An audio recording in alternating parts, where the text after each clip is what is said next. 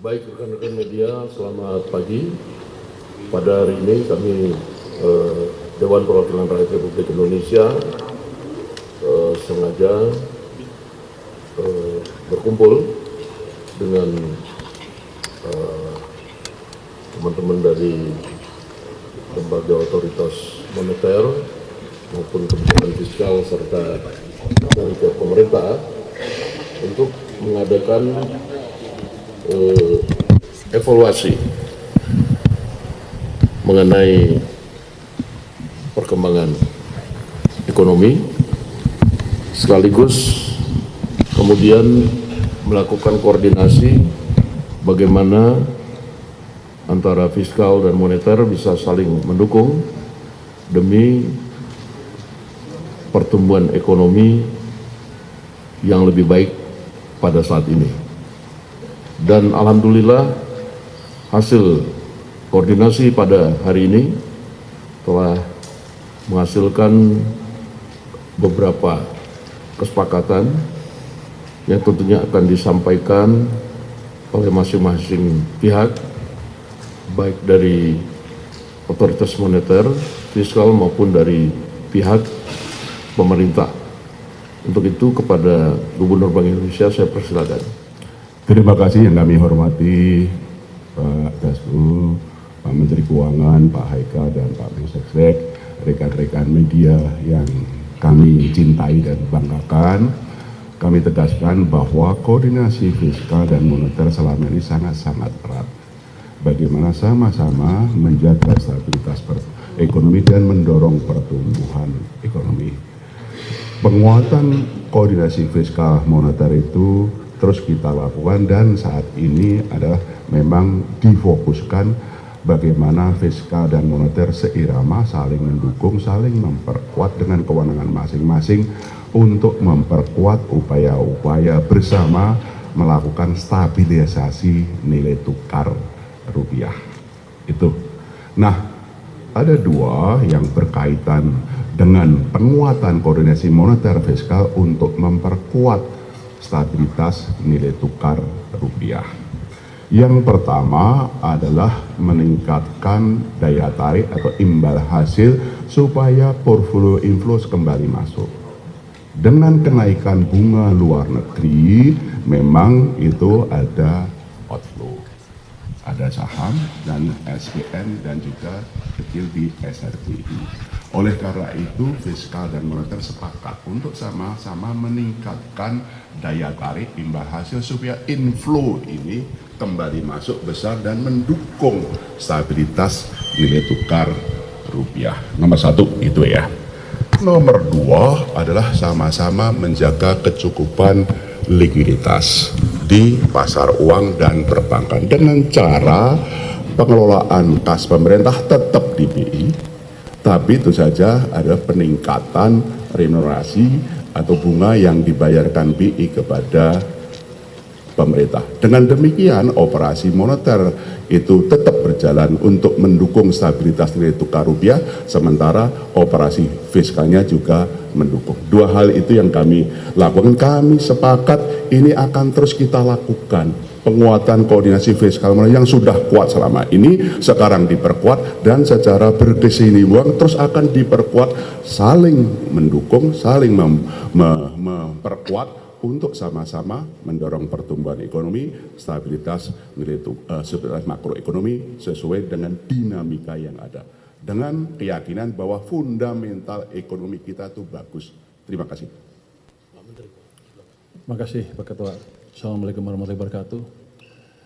Jadi dari meeting RAPBN, dari pertemuan APBN kita kemarin sudah terlihat kan fundamental ekonomi kita baik, fiskal juga dalam keadaan yang baik, amat baik malah kalau kita lihat dari acuan-acuan yang ada.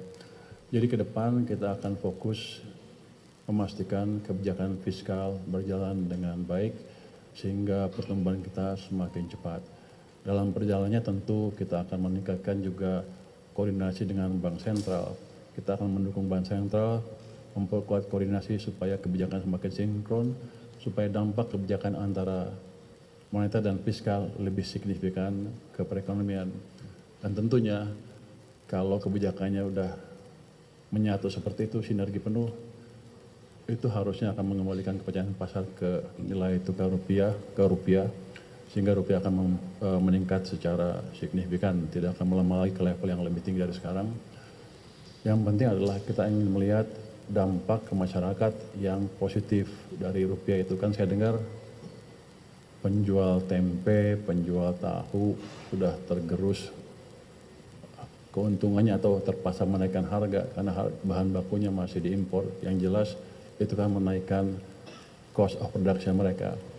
Dengan nanti kebijakan lebih bagus, itu kita akan melihat rupiah yang lebih stabil sehingga para pedagang tahu, tempe, dan ibu-ibu rumah tangga juga bisa merasakan harga yang lebih baik dan tidak terbebani lagi beban hidupnya secara tidak mengalami kenaikan beban hidup yang terlalu signifikan.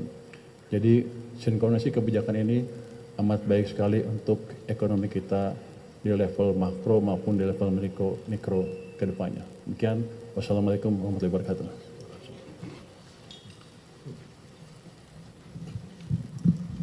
Baik, terima kasih yang kami hormati Pak Dasko sebagai pimpinan DPR, Gubernur Bank Indonesia, kemudian Menteri Keuangan, dan Mas Haikal, pimpinan Komisi 11, dan teman-teman media yang kami hormati dan kami banggakan, yang hari Sabtu pagi masih terus menjalankan tugasnya. Pertama-tama tentu kami mewakili pemerintah menyampaikan terima kasih kepada Bapak Dasko sebagai pimpinan DPR yang telah memfasilitasi pertemuan pada pagi hari ini di antara kita semua, karena kebetulan Pak Menko Ekonomi sedang berada di luar negeri sehingga kami diminta untuk mewakili. Saya kira ini sebuah gambaran sinyal yang memang kita harapkan, terjadinya koordinasi yang erat, koordinasi yang intens di antara seluruh pemangku kepentingan ekonomi di dalam rangka tadi menjaga baik moneter maupun fiskal kita terus berada di posisi yang kita harapkan. Dalam situasi hari ini menuntut kerjasama di antara kita semua, bahwa kebijakan-kebijakan harus saling mendukung, saling memperkuat satu sama lain, baik dari sisi ekonomi makro di moneter yang di bawah Gubernur Bank Indonesia maupun di sisi fiskal yang dikendalikan oleh Menteri Keuangan, yang kemarin dilaporkan dari angka-angka indikator menunjukkan bahwa sesungguhnya fundamental ekonomi kita memang cukup kuat, tetapi kami juga merasa bahwa pemerintah harus terus mendorong program-program yang itu dapat meningkatkan pertumbuhan sektor ekonomi real untuk bisa dipercepat, terutama program-program di bidang pangan, program-program di bidang energi, kemudian program-program di bidang perikanan, dan termasuk industrialisasi dan hilirisasi. Jadi saya kira itu yang dapat kami sampaikan. Sekali lagi terima kasih Pak Dasko. Ke depan semoga kita harus tetap optimis untuk menjalankan tugas dan fungsi kita masing-masing dalam rangka bersama-sama menjaga ekonomi kita tetap kuat, tetap tumbuh, dan berkenaan dengan masalah nilai tukar supaya bisa segera kembali seperti yang kita harapkan. Demikian, terima kasih Pak Dasko, terima kasih Pak Ferry, Pak Purbaya, dan Mas Haikal. Terima kasih. Baik, teman-teman media, terima kasih. Terima kasih.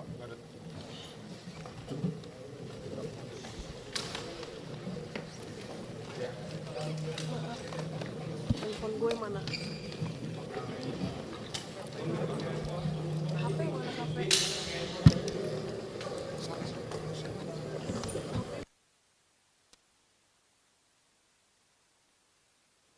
Halo yuk. Ya, yang ngejar biar Polbi ya. Iya, biar Polbi ya.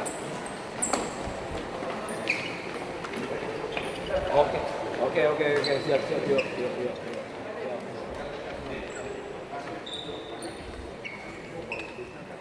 Ngejar bang, suwe kira di reporter yang kiri dia.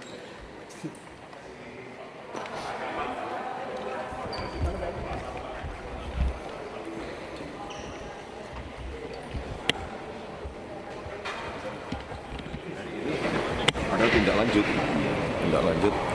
Memang dalam situasi yang seperti sekarang intensitas harus diperkuat, kerjasama harus dipererat.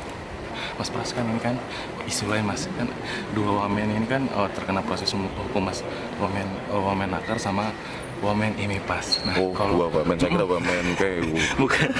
Nah, Kita lagi bicara ekonomi. Isu lain dulu Mas. Menurut Mas Wamen, menurut Mas Pras itu ada kebutuhan bakal diganti lagi atau dikosongkan sampai dalam waktu yang tidak ditentukan Mas, kalau dari pembicaraan sebelumnya Mas? Untuk sementara belum ada rencana pengisian dari jabatan yang ditinggalkan oleh dua wamen yang sedang berproses hukum, karena juga posisinya kan wakil menteri ya. Iya benar. Artinya kegiatan atau tugas kementerian tersebut yang dijalankan oleh menterinya masih dapat berjalan. Nanti kita lihat kalau memang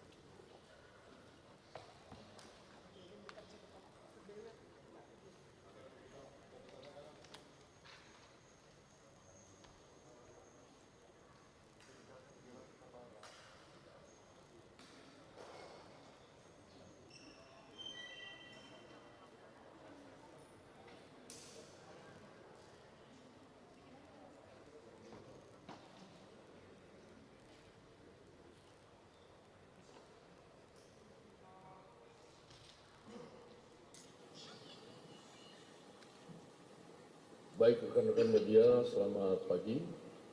Pada hari ini kami Dewan Perwakilan Rakyat Republik Indonesia sengaja berkumpul dengan teman-teman dari lembaga otoritas moneter maupun kebijakan fiskal serta dari pemerintah untuk mengadakan evaluasi mengenai perkembangan ekonomi, sekaligus kemudian melakukan koordinasi bagaimana antara fiskal dan moneter bisa saling mendukung demi pertumbuhan ekonomi yang lebih baik pada saat ini. Dan alhamdulillah hasil koordinasi pada hari ini telah menghasilkan beberapa kesepakatan yang tentunya akan disampaikan oleh masing-masing pihak, baik dari otoritas moneter, fiskal maupun dari pihak pemerintah. Untuk itu kepada Gubernur Bank Indonesia saya persilakan. Terima kasih yang kami hormati Pak Dasku, Pak Menteri Keuangan, Pak Haika dan Pak Sekretariat, rekan-rekan media yang kami cintai dan banggakan, kami tegaskan bahwa koordinasi fiskal dan moneter selama ini sangat-sangat erat. Bagaimana sama-sama menjaga stabilitas ekonomi dan mendorong pertumbuhan ekonomi. Penguatan koordinasi fiskal moneter itu terus kita lakukan dan saat ini adalah memang difokuskan bagaimana fiskal dan moneter seirama, saling mendukung, saling memperkuat dengan kewenangan masing-masing untuk memperkuat upaya-upaya bersama melakukan stabilisasi nilai tukar rupiah. Itu. Nah, ada dua yang berkaitan dengan penguatan koordinasi moneter fiskal untuk memperkuat stabilitas nilai tukar rupiah. Yang pertama adalah meningkatkan daya tarik atau imbal hasil supaya portfolio inflows kembali masuk. Dengan kenaikan bunga luar negeri, memang itu ada outflow.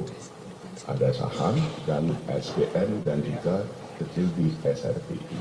Oleh karena itu, fiskal dan moneter sepakat untuk sama-sama meningkatkan daya tarik imbal hasil supaya inflow ini kembali masuk besar dan mendukung stabilitas nilai tukar rupiah. Nomor satu itu ya. Nomor dua adalah sama-sama menjaga kecukupan likuiditas di pasar uang dan perbankan dengan cara pengelolaan kas pemerintah tetap dipilih, tapi itu saja ada peningkatan remunerasi atau bunga yang dibayarkan BI kepada pemerintah. Dengan demikian operasi moneter itu tetap berjalan untuk mendukung stabilitas nilai tukar rupiah, sementara operasi fiskalnya juga mendukung. Dua hal itu yang kami lakukan. Kami sepakat ini akan terus kita lakukan.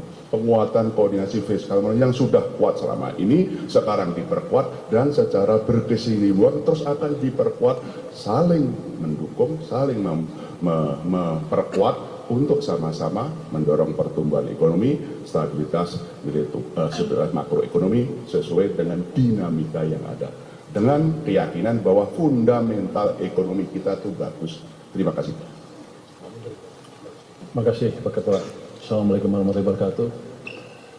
Jadi dari meeting RAPBN, dari pertemuan APBN kita kemarin sudah terlihat kan fundamental ekonomi kita baik, fiskal juga dalam keadaan yang baik, amat baik malah kalau kita lihat dari acuan-acuan yang ada. Jadi ke depan kita akan fokus memastikan kebijakan fiskal berjalan dengan baik sehingga pertumbuhan kita semakin cepat. Dalam perjalanannya tentu kita akan meningkatkan juga koordinasi dengan Bank Sentral. Kita akan mendukung Bank Sentral memperkuat koordinasi supaya kebijakan semakin sinkron, supaya dampak kebijakan antara moneter dan fiskal lebih signifikan ke perekonomian. Dan tentunya kalau kebijakannya sudah menyatu seperti itu, sinergi penuh, itu harusnya akan mengembalikan kepercayaan pasar ke nilai tukar rupiah, sehingga rupiah akan meningkat secara signifikan, tidak akan melemah lagi ke level yang lebih tinggi dari sekarang. Yang penting adalah kita ingin melihat dampak ke masyarakat yang positif dari rupiah itu. Kan saya dengar penjual tempe, penjual tahu sudah tergerus keuntungannya atau terpaksa menaikkan harga karena bahan bakunya masih diimpor. Yang jelas itu kan menaikkan cost of production mereka. Dengan nanti kebijakan lebih bagus, itu kita akan melihat rupiah yang lebih stabil sehingga para pedagang tahu, tempe dan ibu-ibu rumah tangga juga bisa merasakan harga yang lebih baik dan tidak terbebani lagi beban hidupnya secara tidak mengalami kenaikan beban hidup yang terlalu signifikan.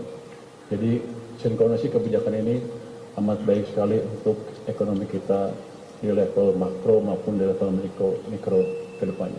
Demikian, wassalamualaikum warahmatullahi wabarakatuh.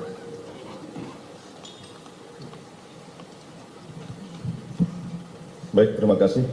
Yang kami hormati Pak Dasku sebagai pimpinan DPR, Gubernur Bank Indonesia, kemudian Menteri Keuangan dan Mas Haikal, pimpinan Komisi 11 dan teman-teman media yang kami hormati dan kami banggakan, hari Sabtu pagi masih terus menjalankan tugasnya.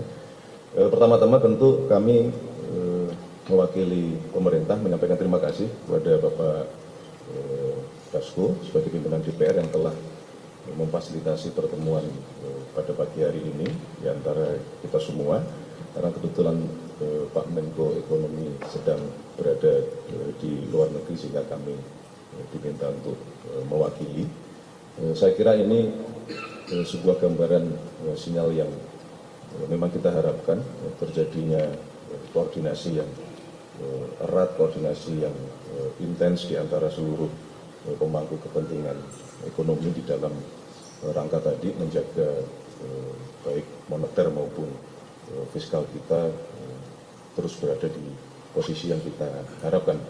Dalam situasi hari ini menuntut kerjasama di antara kita semua, kebijakan-kebijakan harus saling mendukung, saling memperkuat satu sama lain, baik dari sisi ekonomi makro di moneter yang di bawah Gubernur Bank Indonesia maupun di sisi fiskal yang dikendalikan oleh Menteri Keuangan yang kemarin dilaporkan dari angka-angka indikator menunjukkan bahwa sesungguhnya fundamental ekonomi kita memang cukup kuat, tetapi kami juga merasa bahwa pemerintah harus terus mendorong program-program yang itu dapat meningkatkan pertumbuhan sektor ekonomi real untuk bisa dipercepat, terutama program-program di bidang pangan, program-program di bidang energi, kemudian program-program di bidang perikanan, dan termasuk industrialisasi dan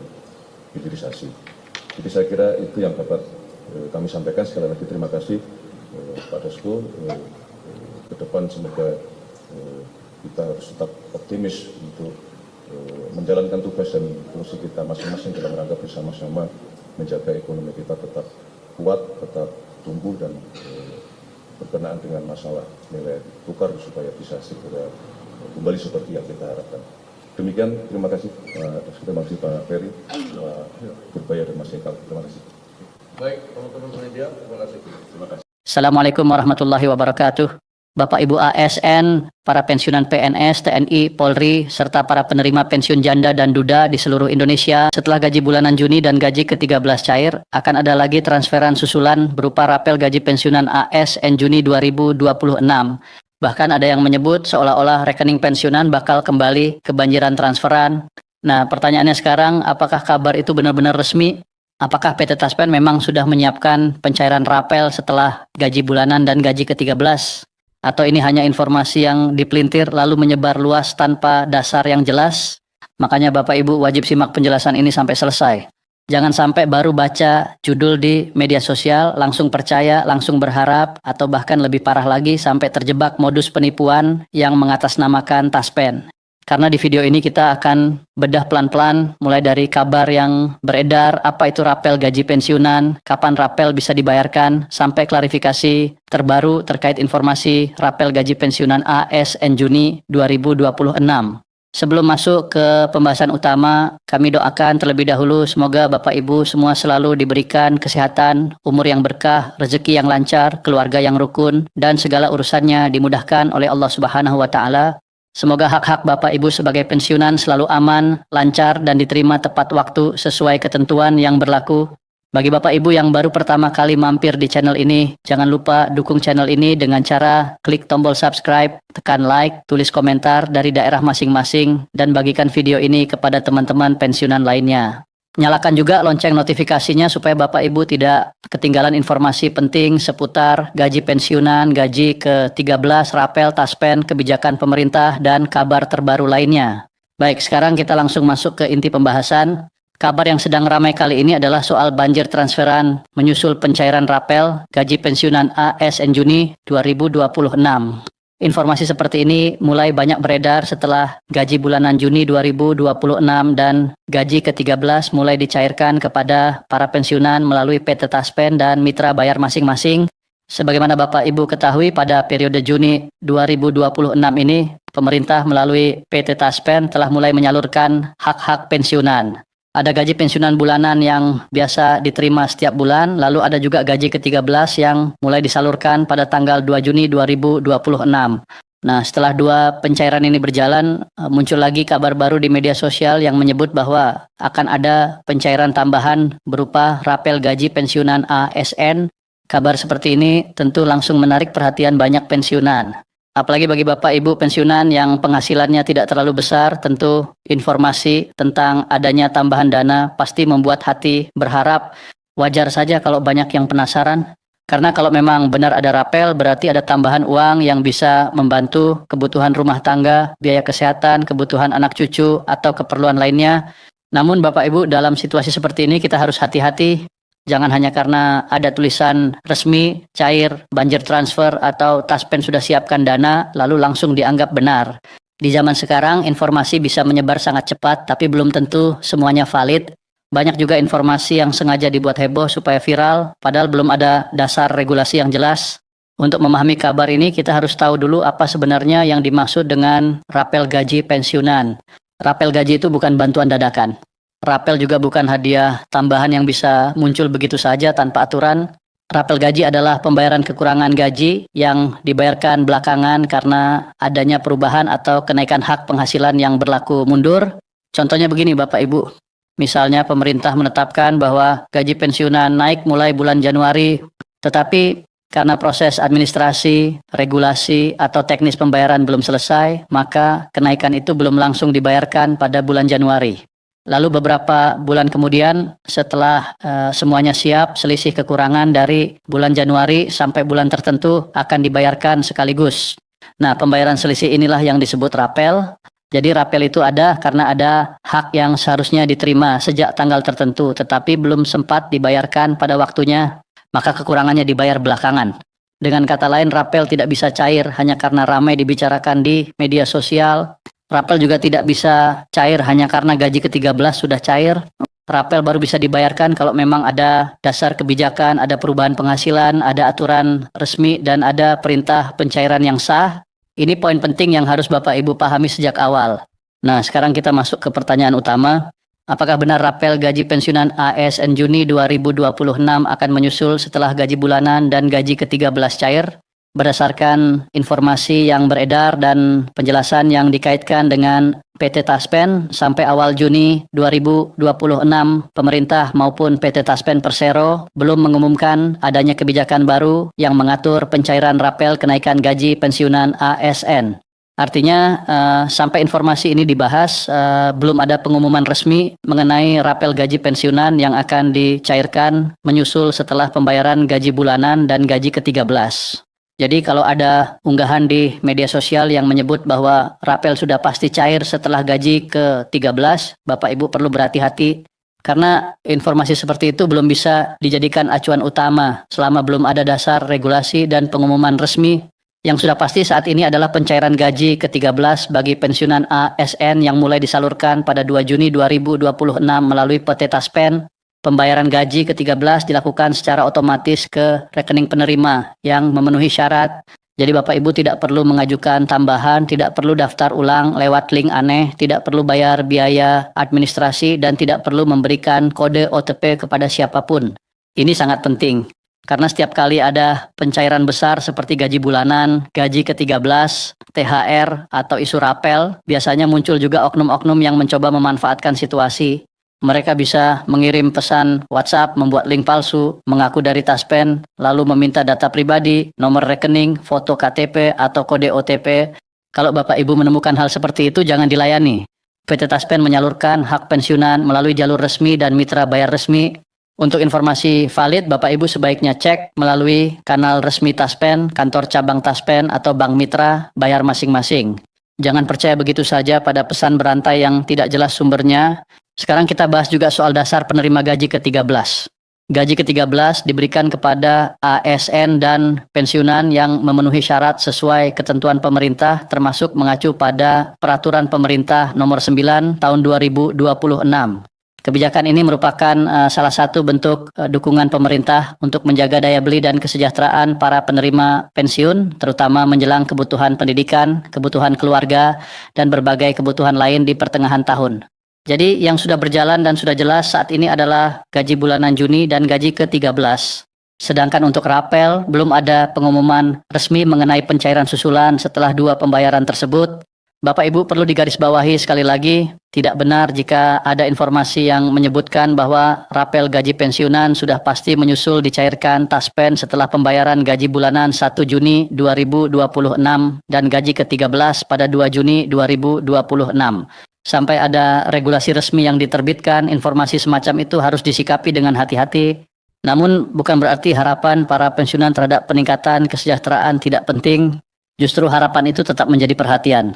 Banyak pensiunan yang berharap ada penyesuaian penghasilan, ada kebijakan tambahan, atau ada perhatian lebih dari pemerintah, terutama bagi pensiunan dengan penghasilan rendah. Harapan ini wajar dan manusiawi, tetapi dalam hal pencairan dana negara, semuanya harus melalui aturan resmi. Taspen dalam hal ini berperan sebagai pengelola dan penyalur dana pensiun. Taspen bukan pembuat kebijakan kenaikan gaji.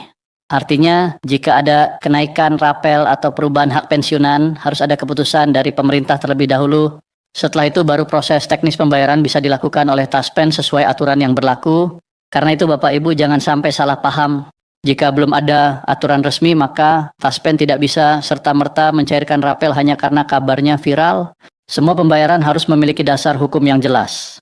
Selain itu, gaji pensiunan hingga Juni 2026 masih mengacu pada ketentuan yang berlaku, termasuk PP nomor 8 tahun 2024 untuk dasar gaji pensiunan sebelumnya. Jadi selama belum ada ketentuan baru yang mengatur kenaikan atau rapel, maka pembayaran pensiun tetap mengikuti aturan yang masih berlaku. Nah, sekarang apa yang harus dilakukan Bapak Ibu pensiunan? Pertama, tetap cek rekening masing-masing, khususnya bagi yang menunggu gaji ke-13. Karena pencairan dilakukan melalui rekening penerima dan bisa berbeda-beda waktu masuknya tergantung bank mitra bayar, sistem, dan proses masing-masing. Kedua, jangan mudah percaya pada informasi yang menyebutkan ada pencairan rapel dalam jumlah tertentu tanpa sumber resmi, apalagi kalau informasinya hanya berupa gambar, screenshot, pesan WhatsApp, atau video yang tidak menyertakan dasar regulasi. Ketiga, jangan klik link sembarangan. Kalau ada pesan yang meminta Bapak Ibu mengisi data untuk mendapatkan rapel, itu patut dicurigai. Pencairan hak pensiunan tidak dilakukan melalui link sembarangan. Keempat, jangan berikan kode OTP, PIN ATM, nomor kartu, atau data pribadi kepada siapapun. Petugas resmi tidak akan meminta kode rahasia seperti itu. Kelima, kalau ragu, langsung konfirmasi ke kanal resmi PT Taspen atau datang ke kantor layanan terdekat. Lebih baik bertanya langsung daripada terjebak informasi yang belum jelas. Bapak Ibu, kita semua tentu berharap kesejahteraan pensiunan terus meningkat. Kita juga berharap setiap hak pensiunan bisa dibayarkan tepat waktu, transparan, dan sesuai ketentuan. Tetapi harapan harus tetap dibarengi dengan kehati-hatian. Jangan sampai keinginan mendapatkan tambahan dana justru dimanfaatkan oleh pihak-pihak yang tidak bertanggung jawab. Jadi kesimpulan dari pembahasan hari ini adalah gaji pensiunan bulanan Juni 2026 sudah berjalan sesuai mekanisme. Gaji ke-13 juga mulai disalurkan pada 2 Juni 2026 kepada penerima yang memenuhi syarat. Namun untuk rapel gaji pensiunan ASN Juni 2026 yang disebut akan menyusul setelah pencairan gaji bulanan dan gaji ke-13, sampai saat ini belum ada pengumuman resmi dari pemerintah maupun PT Taspen mengenai kebijakan tersebut. Maka informasi tentang banjir transferan rapel sebaiknya tidak langsung dipercaya, tunggu pengumuman resmi. Jangan jadikan kabar viral sebagai patokan utama, tetap tenang, tetap waspada, dan terus pantau informasi dari sumber resmi. Semoga penjelasan ini bisa membantu Bapak Ibu agar tidak gagal paham, tidak salah mengambil kesimpulan, dan tidak mudah percaya pada kabar yang belum jelas sumbernya. Kalau menurut Bapak Ibu informasi ini penting, silakan bagikan video ini kepada teman-teman pensiunan lainnya supaya mereka juga mendapatkan penjelasan yang benar. Jangan lupa tulis di kolom komentar Bapak Ibu dari daerah mana gaji ke-13 sudah masuk rekening atau belum dan lewat bank apa. Semoga dengan saling berbagi informasi kita bisa membantu sesama pensiunan untuk mengetahui perkembangan pencairan di berbagai daerah. Terima kasih sudah menyimak sampai akhir. Semoga Bapak Ibu selalu sehat, rezekinya lancar, dan hak-haknya sebagai pensiunan selalu aman. Sampai jumpa di informasi terbaru berikutnya. Wassalamualaikum warahmatullahi wabarakatuh.